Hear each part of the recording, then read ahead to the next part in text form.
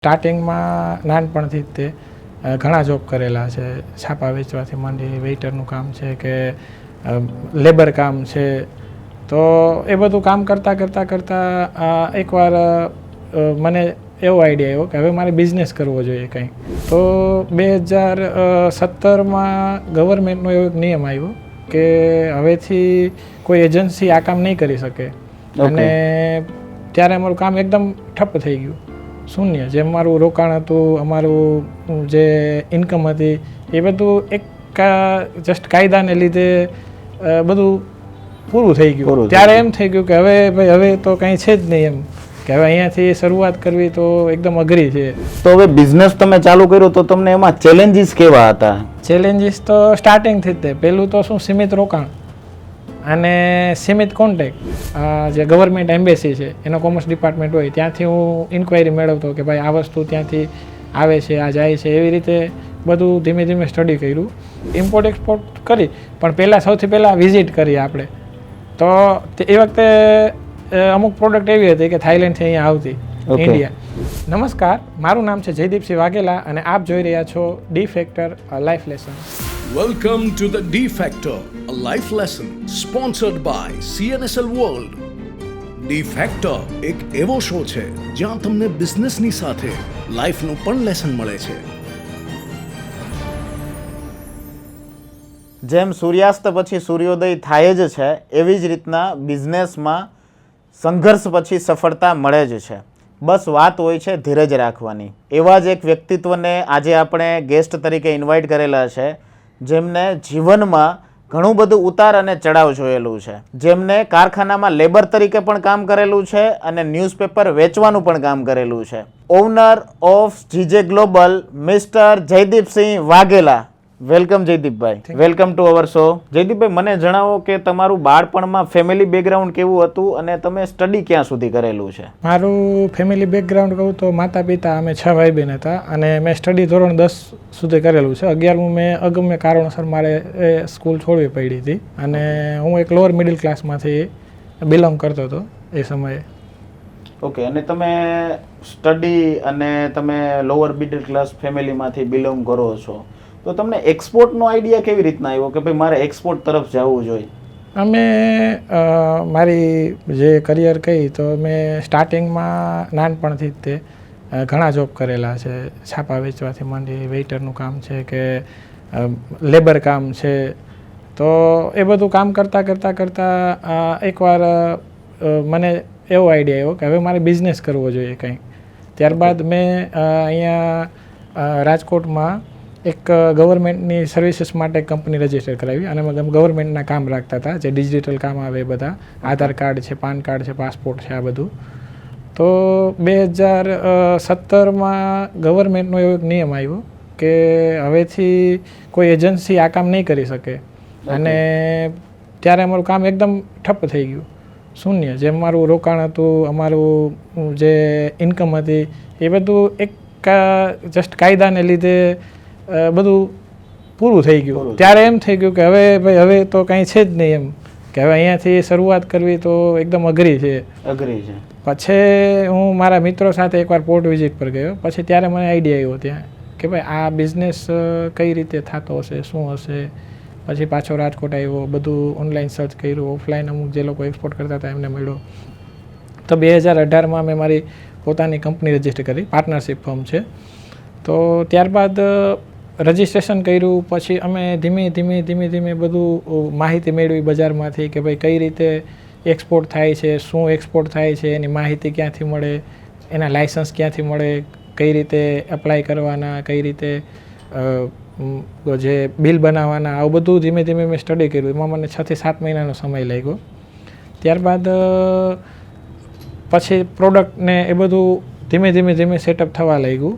તો આવી રીતે અમે પોર્ટ ઉપર ગયા હતા, ત્યાંથી એમ આઈડિયા આવ્યો કે ભાઈ આ બિઝનેસ કરવો જોઈએ, એમ ઇમ્પોર્ટ એક્સપોર્ટ. તમને ટૂંકમાં તમે પોર્ટ ઉપર વિઝિટ કરવા ગયા અને ત્યાંથી તમને વિચાર આવ્યો કે ભાઈ આપણે આવું કંઈક કરવું છે અને તમને એની અંદર રુચિ લાગી, પછી તમે એ ચાલુ કર્યું. હાજી. ઓકે જયદીપભાઈ, તમારા બિઝનેસની અંદર કેવા ચેલેન્જીસ આવ્યા તમે અને તમે એને કેવી રીતના સોલ્વ કર્યા? ચેલેન્જીસ તો સ્ટાર્ટિંગથી જ તે પહેલું તો શું, સીમિત રોકાણ અને સીમિત કોન્ટેક્ટ. કે ભાઈ મારા મિત્રો હોય તો એક મીન્સ કે એક એવું ગ્રુપ હોય કે ભાઈ જે લોકો હાયર મિડલ ટૂંકમાં જે Middle class હોય, lower middle middle class class હોય કે જે ટૂંકમાં કે રીચ એક ક્લાસ હોય તો એ લોકોના કોન્ટેક્ટ શું છે કે વધારે હોય. તો એક તો શું છે કે લિમિટેડ કોન્ટેક્ટ કે ભાઈ આપણે તો શું હોય ઓળખતા હોય તો કે અહીંયા ગુજરાતના હોય તો વધીને મહારાષ્ટ્ર કે રાજસ્થાન કે એમપી કે એમ ત્યાં લગીને ઓળખાણ હોય. પછી એથી વધારે તો પછી સોશિયલ મીડિયા ઉપર મેં અમુક મિત્રો બનાવ્યા, એના થ્રુ કોન્ટેક્ટ મેળવ્યા, પછી અમુક ગવર્મેન્ટના એમ્બેસી થ્રુ, પછી જે અમુક મારા રેફરન્સ હોય કે ભાઈ મારા કોઈ ફ્રેન્ડ છે, એનો ફ્રેન્ડ વિદેશ છે તો એની સાથે એને નંબર લઈને વાત કરતો કે ભાઈ તમે આવું કંઈ ત્યાં આ પ્રોડક્ટ ચાલે, આ શું છે, આવી રીતે. પછી ત્યારબાદ અમે લગભગ કંપની રજિસ્ટરના 6-7 મહિના સુધી આવી રીતે મેં ઓનલાઈન ને ઓફલાઈન જેટલા મારા કોન્ટેક્ટ હતા એ બધાને કોન્ટેક્ટ કરવાનું શરૂ કર્યું. અને કઈ પ્રોડક્ટ ક્યાં જાય છે ગવર્મેન્ટ પાસેથી માહિતી લેતો કે ભાઈ આ પ્રોડક્ટ અહીંયા જાય છે તો ત્યાં ફોન કરીને પૂછતો કે ભાઈ આ પ્રોડક્ટ વિશે કંઈ ઇન્ક્વાયરી છે. પછી ત્યારબાદ જે ગવર્મેન્ટ એમ્બેસી છે એનો કોમર્સ ડિપાર્ટમેન્ટ હોય ત્યાંથી હું ઇન્ક્વાયરી મેળવતો કે ભાઈ આ વસ્તુ ત્યાંથી આવે છે, આ જાય છે. એવી રીતે બધું ધીમે ધીમે સ્ટડી કર્યું. પછી જ્યારે વાત આવી પહેલાં કન્ટેનર કરવાની તો પહેલાં અમને એવું થયું કે અમે ઘણું સાંભળ્યું હતું કે ભાઈ એક્સપોર્ટ ઇમ્પોર્ટમાં ફ્રોડ થાય છે, પેમેન્ટ નથી આવતું કે કોઈ આવી રીતે ટૂંકમાં કોઈ પણ રીતે અલગ અલગ ફ્રોડ થાય છે એક્સપોર્ટ ઇમ્પોર્ટમાં. તો એના સોલ્યુશન શું એના વિશે. તો પછી અમને એવું થયું કે ભાઈ ઇમ્પોર્ટ એક્સપોર્ટ કરી પણ સૌથી પહેલાં વિઝિટ કરીએ આપણે. તો એ વખતે અમુક પ્રોડક્ટ એવી હતી કે થાઈલેન્ડથી અહીંયા આવતી ઇન્ડિયા અને ઇમ્પોર્ટ થતી. તો અમે એના માટે અમે અહીંથી થાઈલેન્ડ ગયા, ત્યાં 15 દિવસ રોકાણા. પણ જે ઓનલાઈન જે લોકો અમને ખોટા ભાવ આપતા કે $1 આપશું, $1.5 આપશું, એકચ્યુઅલ અહીંયા પ્રોડક્ટનો ભાવ ઇન્ડિયામાં 700-800 રૂપિયા હોય અને એવા ભાવ આપતા. તો અમે ત્યાં ગયા પછી ખબર પડી કે ભાઈ આ જે ઓનલાઈન જે લોકો ભાવ આપતા એમાંથી લગભગ 70-80% લોકો ફ્રોડ જ હતા. કે ભાઈ એ લોકોનું એકચ્યુઅલમાં ત્યાં કાંઈ ઓફિસ નથી, ત્યાં કાંઈ નથી. ને 1-2 જગ્યાએ તો એવું કે જે એડ્રેસ હતું ને ત્યાં જંગલ હતું. તો પછી અમે ત્યાંથી જે મેઇન બેંકોક સિટી છે ત્યાંથી 130 કિલોમીટર દૂર અમે ટેક્સી કરીને ગયા હતા. તો પછી ત્યાંથી પાછા આવ્યા. પછી અમને ખ્યાલ આવ્યો કે ભાઈ ઇમ્પોર્ટ એક્સપોર્ટ કરવું હોય ને તો સૌથી પહેલાં જે કન્ટ્રીમાં ટાર્ગેટ કરી છે ત્યાં એક બેઝ બનાવવો જોઈએ અથવા તો ત્યાં એક સારી પાર્ટી સાથે કોલેબોરેશન કરવું પડશે. તો જ એટલે તમારો કહેવાનો મતલબ એમ છે કે માનો કે મારે અત્યારે વિયેતનામ એક્સપોર્ટ કરવું છે, હાજી, તો વિયેતનામની અંદર પહેલા મારો બેઝ હોવો જોઈએ, હું ત્યાંનું સ્ટડી કરું, એના પછી હું ત્યાંનું એક્સપોર્ટ કરું ઇન્ડિયામાંથી. હાજી. કેમ કે એવું થાય ક્યારેક અમુક વાર એવું થાય તમારી જો અત્યારે શું છે કે માર્કેટિંગની ટીમ તમારી સ્ટ્રોંગ હોય, તમારું પ્રોડક્ટ સ્ટ્રોંગ હોય કે મોનોપોલીવાળી હોય કે તમે એક જ બનાવતા હોય અથવા તો લિમિટેડ કોમ્પિટિશન હોય કે ભાઈ ઇન્ડિયામાં 4-5 મેન્યુફેક્ચર તો તમને ઇઝીલી એડવાન્સ પેમેન્ટમાં ઓર્ડર મળી શકે. બાકી મારું કામ એગ્રી પ્રોડક્ટનું છે તો એમાં તો કેવું હોય ઓપન માર્કેટ છે બધા આખા વર્લ્ડમાં, એમાં કંઈ બ્રાન્ડ ના આવે, કોઈ વસ્તુ ના આવે. તો એમાં એક બેઝ બનાવવો જ પડે ત્યાં. કેમ કે વેચાણ માટે પછી ક્વોલિટી એ શું છે મશીનની પ્રોડક્ટ નથી કે એમાં ફિનિશિંગ આપણે આટલું જ આવે આ જ આવે કે આટલું જ આવે. કેમ કે કુદરતી વસ્તુ હોય એટલે એમાં પેરામીટર ચેન્જ થતા હોય. રાઈટ. એટલે મારે મેઇન તો શું છે કે ચેલેન્જ એ આવે એગ્રી પ્રોડક્ટમાં સૌથી પહેલું ક્વોલિટી. એગ્રી પ્રોડક્ટની કોઈ એવી વસ્તુ નથી કે ભાઈ મશીનથી આ થઈ ગયું કે આ થઈ ગયું, કેમ કે એ એક કુદરતી વસ્તુ છે. તો ચેલેન્જીસ તો શું છે આમાં અમારે દિવસે આમ આવતા જ હોય છે પણ સ્ટાર્ટિંગમાં જે સ્ટ્રગલ છે એ થોડુંક વધારે હાર્ડ હતું. ઓકે, એટલે તમે મને પ્રોપર કોઈ એવો જ કિસ્સો મને કહો કે તમને જીવનમાં હંમેશા તમને યાદ રહેશે. 2-3 એવા કિસ્સા છે. ઓકે. એક તો પહેલો કિસ્સો છે કે પેમેન્ટ વાળો છે. આમ તો અમે અહીંયાથી પહેલું કન્ટેનર લોડ કર્યું દુબઈ માટે અને ત્યાં હું પહોંચ્યો અને અચાનક જ ભાવ તૂટી ગયા. ઓકે. જે અમે પ્રોડક્ટ ભરી તેના તો પહેલા જ કન્ટેનરમાં 2 લાખ રૂપિયાની નુકસાની. ઓકે. અને સીધું એમ મગજમાં એમ થઈ ગયું કે ભાઈ એક તો 2 લાખ રૂપિયાની એમાં નુકસાની ને 50-60 હજાર રૂપિયા મારો ખર્ચો, તો 2.5 લાખ રૂપિયાની એવરેજ નુકસાની આવી. મેં તો આ ધંધો ન કરે. ત્યારે મેં કીધું હવે 1-1.5 વર્ષની મહેનત હતી પણ પછી એમ થયું કે જો અત્યારથી મૂકી દેશું તો આપણું ટૂંકમાં ફ્યુચર કાંઈ છે નહીં. એમ સ્ટ્રગલ તો ગમે એ બિઝનેસ પાછું બધેથી બીજો કોઈ બિઝનેસ ચાલુ કરીશ તો પાછું મારે બધું નોલેજ ને બધું લેવું પડશે. તો પછી એના માટે મેં છે ને મારા પાર્ટનરે સારો સપોર્ટ કર્યો, અને મારા મિત્રોએ પણ કે ભાઈ ધંધામાં નફો નુકસાન તો આયલા રાખે, ચાલુ રાખો. રાઈટ વસ્તુ. પછી ધીમે ધીમે ધીમે ત્યાં હું 3 મહિના રોકાણો. પછી મેં જોયું દુબઈમાં 3 મહિના રોકાણો. પછી હું બધું સ્ટડી કરતો કે માનો કે ડુંગળી છે તો એનો ભાવ ક્યારે વધે છે, ક્યારે ખેડૂત વેચવા આવે છે, ક્યારે એનો સ્ટોક કરવો, ક્યારે આપણે વેચી દેવી. તો બધી એગ્રી પ્રોડક્ટમાં મેઇન વસ્તુ આ છે કે હાર્વેસ્ટિંગ સિઝન છે જે કે એની એ જ્યારે ખેડૂત ક્યારે વેચવા આવે છે, પછી એનો સ્ટોક કઈ રીતે થાય અને એનું વેચાણ કયા સમયમાં કરી નાખવું જોઈએ. તો મેઇન અમારી બધી પ્રોડક્ટ્સમાં આ જ વસ્તુ છે કે ભાઈ હમણાં તમે રિસેન્ટલી જોયું તો ઘઉંના ભાવ અચાનક જ વધી ગયા આ યુક્રેનના વોરની હિસાબે. તો ડુંગળીના ભાવ એવું છે, હમણાં જો એક વરસાદ પડ્યો એટલે તો એ અમને ખ્યાલ છે કે ભાઈ આ વસ્તુ આ સમયે સ્ટોક કરી લેવાનું, આ સમયે લઈ લેવાનું. અને લીંબુનું તમે ગયા ઉનાળામાં બધા ઝાડું નાખતા કે ભાઈ 200 થી 300 રૂપિયા કિલો થઈ ગયા. તો આ બધી વસ્તુનું અમને આ નોલેજ છે તો એનો અમે બેનિફિટ ઉપાડી કે ભાઈ અમને ખ્યાલ આવી ગયો કે હવે આ વસ્તુ આ પ્રોડક્ટ આ સમયમાં સ્ટોક કરવાની, આ સમયમાં વેચી દેવાની અને આનો ભાવ આ સમયે આટલો હોય અંદાજિત. હા, પ્લસ માઇનસ તો શું છે કે ભવિષ્ય કોઈ ભાંખી નથી શકતું, પણ 70-80% આઈડિયા આવી જાય કે આ વસ્તુને આવી રીતે કઈ પ્રોડક્ટમાં ક્યારે તેજી મંદી આવે છે એની મેન તમને હવે નોલેજ આવી ગયું છે. એટલા માટે તમારા માટે હવે ઈઝી છે. ઓકે, તમે કઈ કઈ પ્રોડક્ટનું એક્સપોર્ટ કરો છો? અમે હાલ ઘઉં, મેંદો, કેટલ ફીડ માટેની મકાઈ, ડુંગળી અને લીંબુ આટલી પ્રોડક્ટ એક્સપોર્ટ કરીએ છીએ અને ડ્રેગન ફ્રૂટ વિયેતનામથી ઇમ્પોર્ટ કરીએ છીએ. ઓકે.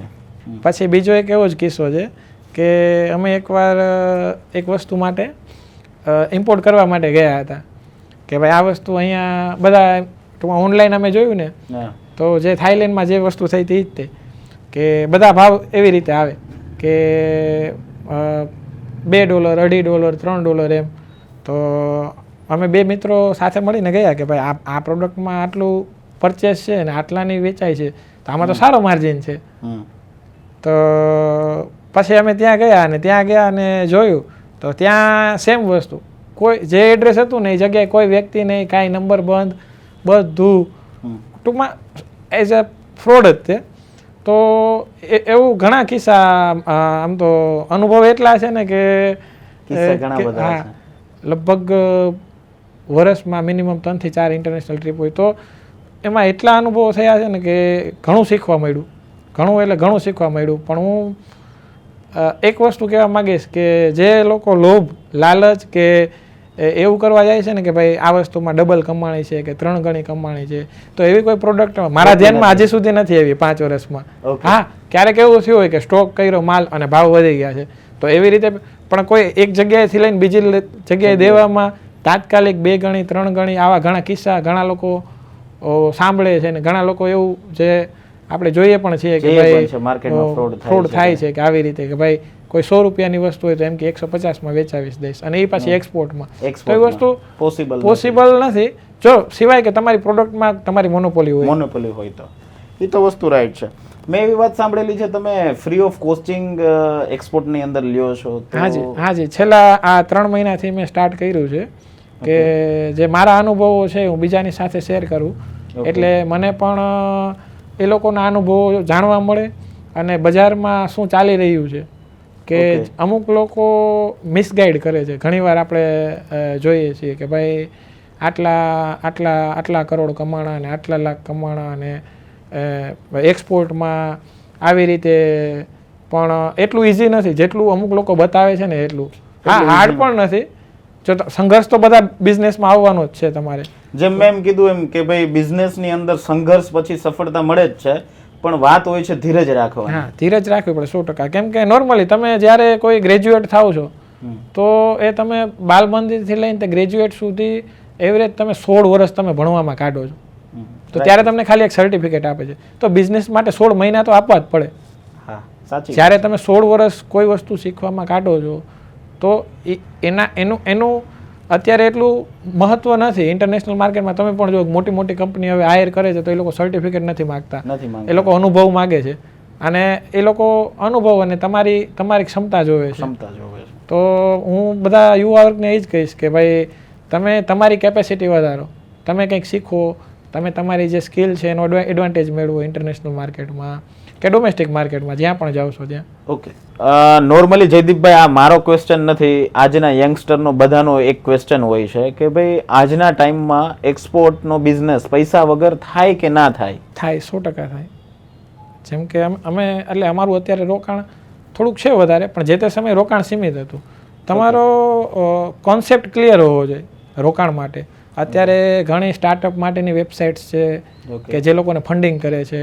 પછી અમુક એવા ઇન્વેસ્ટર છે જેને અત્યારે એન્જલ ઇન્વેસ્ટરનું નામ આપ્યું છે, તમે ક્યારેક ઓનલાઈન વાંચ્યું હોય તો એ લોકો એવું કોઈ કોન્સેપ્ટ કે આઈડિયા ગોતતા હોય કે હું એમાં ઇન્વેસ્ટ કરું અને મને કાંઈ હમણાં જે આપણે તમને ખ્યાલ હોય તો આખી સિરીઝ આવી હતી સોનીમાં શાર્ક ટેન્ક કરીને, બહુ ઇન્ડિયામાં સારી ચાલી. તો એવા ઘણા ઇન્વેસ્ટર હોય છે જે તમારો કોન્સેપ્ટ ક્લિયર હોય અને તમને જે આઈડિયા છે તમારો એ સામેના મગજમાં ઉતરવો જોઈએ. કેમ કે ઘણા કોન્સેપ્ટ એવા હોય કે જસ્ટ આમ જે ખયાલી પુલાવ કહી કે જેનું રિયલ માર્કેટ એક્ઝિસ્ટિંગ ન હોય, તો એ વસ્તુમાં તમને વર્ક કરવું પડે. અને પ્લસ શું છે કે તમારે આજ માનો તમારે સૌથી પહેલાં એ જ લેવાનું કે ભાઈ હું આ જગ્યાએ હોય તો હું રોકાણ કરું કે નહીં. હું જે બિઝનેસ બતાવું છું કોઈને ઇન્વેસ્ટ કરવા માટે, જો હું જ ઇન્વેસ્ટર હોય તો હું આમાં રોકાણ કરું કે નહીં. એકવાર ઇન્વેસ્ટરની દ્રષ્ટિથી આપણે જોવું પડે કે ભાઈ આ વસ્તુ પોસિબલ છે અને છે તો કઈ, અને બીજું શું છે લીગલ છે કે નહીં, મેઇન વસ્તુ. ઓકે, કેમ કે ઘણા કોન્સેપ્ટ એવા હોય છે કે જે ગવર્મેન્ટને ઘણા આપણે એપ્રુવલનો આપણે હમણાં જોઈએ કે ભાઈ બિટકોઇન ને ક્રિપ્ટોકરન્સી ને ફોરેક્સ ને આવું બધું ઘણું હાલે છે. તો એ વસ્તુમાં ઘણા એમ કે ભાઈ મહિનાનું આટલા કે એ બધા કોઈ ટૂંકમાં મેં જોયા છે એ તો બધા કોઈ ટૂંકમાં લોંગ રન નથી ખેંચ્યો કોઈ. ઓકે, હવે મારો એક લાસ્ટ ક્વેશ્ચન છે. What is your life lesson? તમારા જીવનમાંથી તમને શું શીખવા મળ્યું છે?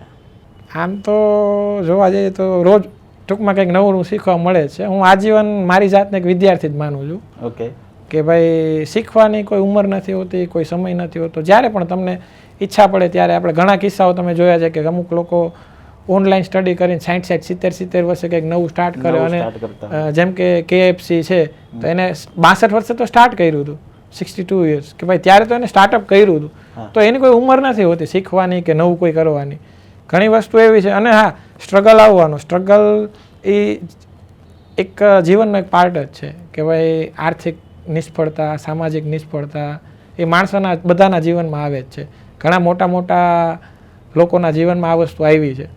તો એને હા આપણે માની કે ભાઈ દુઃખ લાગે આપણી જાતને, અને ત્યારે ઘણી વખત એવું થાય કે જાતને સંભાળવી મુશ્કેલ બને કે આર્થિક નુકસાન આવે. ક્યારેક આપણે જોઈએ કે ક્યારેક સામાજિક એવું બનાવ બની જાય કે ભાઈ કોઈના ડિવોર્સ થઈ જાય કે આર્થિક નુકસાન મોટું આવે કે હેલ્થ રિલેટેડ કંઈ ઇસ્યુ આવે, ઘણા કેન્સર થઈ જાય કે અમુક એવો શરીરમાં કાંઈ એવું ટૂંકમાં રોગ લાગે. તો ગમે ત્યારે આવો સમય આવે ને ત્યારે જસ્ટ એક નાનો બ્રેક લેવો. ઓકે, અને વિચારવું કે ભાઈ આ વસ્તુ છે તો આમાંથી હું કઈ રીતે બહાર નીકળી શકીશ. અને ઘણી વાર એવું થાય કે ઘણા માણસોની જિંદગી જોઈ છે કે એનો સ્ટ્રગલ પીરિયડ લાંબો ચાલે.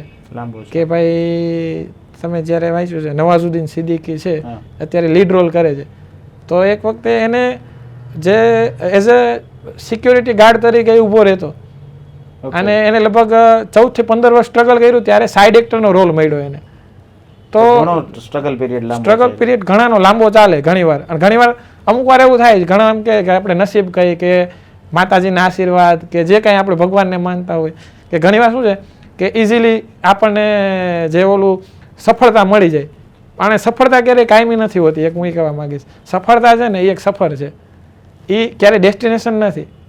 એ તમારે ચાલતા જ રહેવું પડે. કેમ કે એક લેવલ તમે થયા તો તમારે ત્યાંથી એક લેવલ અપ કઈ રીતે જઈ શકો એ જ હંમેશા વિચારવું. ના, ઘણું બધું જયદીપભાઈ તમે અમને તમારા જર્ની વિશે કીધું, લાઈફ વિશે ઘણું બધું શીખવા મળ્યું અમને. Thank you for giving your precious time. Most welcome. Thank you sir. હું આપ સૌનો પણ આભાર માનીશ કે મને આ સમય આપ્યો અને આ પ્લેટફોર્મ આપ્યું કે હું મારી લાઈફની જર્ની શેર કરી શક્યો. આપ સૌનો ખૂબ ખૂબ આભાર.